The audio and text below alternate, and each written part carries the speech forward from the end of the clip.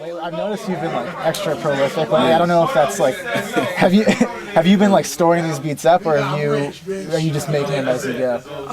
Just make them when I get time, you know what I'm saying? Like, the schedule get real hectic, so I make it when I get a chance, you know what I'm saying? So, like, the last couple of weeks, I've just been really grinding out since, I had a little time, a couple of days, so I trying to find my formula right now, man, just to, make beats faster and still make some joints. So, yeah, that's where I'm at with it right now. Okay, and so what are you working on like right now?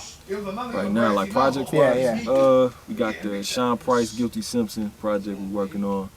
And hopefully that'll be dropping this summer sometime. So are you producing the whole Guilty Simpson Sean Price album? Yeah, we might have a little bit of production from a couple other producers, but the majority of it is going to be Black Milk. Yeah. And do you feel like is that like what you want to do, like produce like full albums for people more? Man, I think that's what it needs to get back to. You know what I'm saying? You got artists that get beats from him and get beats from just multiple different producers instead of having that one sound for an album, so it can have that, be cohesive and just that consistent, you know what I'm saying? So hopefully I could be one of the, people, the producers to make that come back. But yeah, I'm producing the majority of that.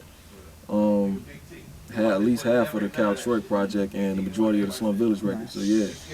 So do you want to talk a little bit about like how you like kind of came up making beats? Like how'd you get to where you are now, basically? Man, just being around music. Like, I was always around music. Family members, cousins, friends, you know what I'm saying? Whether it was, like old school records, hearing them in the crib with moms and pops, to hanging with cousins and homies, and they listening to hip hop and putting me up on the new hip hop or whatever. But yeah, man, I've always been around it. So just by watching them and them, dibbling and dabbling in the music a little bit, with their little studio equipment and whatnot, watching them, just took an interest to it and, just took to it, man. Found out I had an ear for music, you know what I'm saying? The rest is history. And that was around like 99, 98, you know what I'm saying? Around 99, 98 when I first started really, getting into it and trying to mess around with it. Took it serious as a career like around 2000, 2001. About like that, in a lot of ways, you're bringing like kind of the New York aesthetic of hip hop back. The New York? Yeah, even though you're not from New York, but like just that whole like, you know what I mean? Because like a lot of Southern stuff isn't necessarily sampled, and you're kind of bringing that back. Do you like? Yeah, I mean, I guess you could say that because like I say, my sound comes from like any artist that came before me that was just doing that raw shit. You know what I'm saying? So majority of those artists was from the East Coast. You know what I'm saying? So like cats like RZA, you know what I'm saying? Just that raw shit uncut, like, it just sounded like he did it in the basement, but that's the element you loved about the music, you know what I'm saying? If that element wasn't there, you probably wouldn't have loved it as much, you know what I'm saying? Pete Rock and Premier and cats like that, just that raw, that classic hip hop sound. And whatever I do when I'm doing my records or whoever I'm working with, I try to always find that element to, incorporate it with the song so we can have that, just some rawness to it, man. And what's your first memory of like a song that really hit you?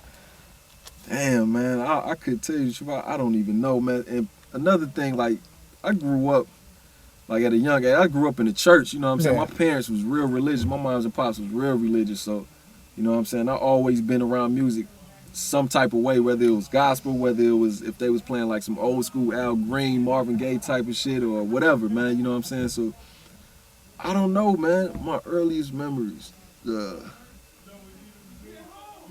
what was I listening to? Probably, like I say, probably like some of their favorite records to play was like Al Green, Marvin Gaye, probably even some Parliament, P-Funk stuff, Sly and the Family Stone, you know what I'm saying, and Prince, you know what I'm saying. I was born in the '80s, but they were still playing that old school '70s shit.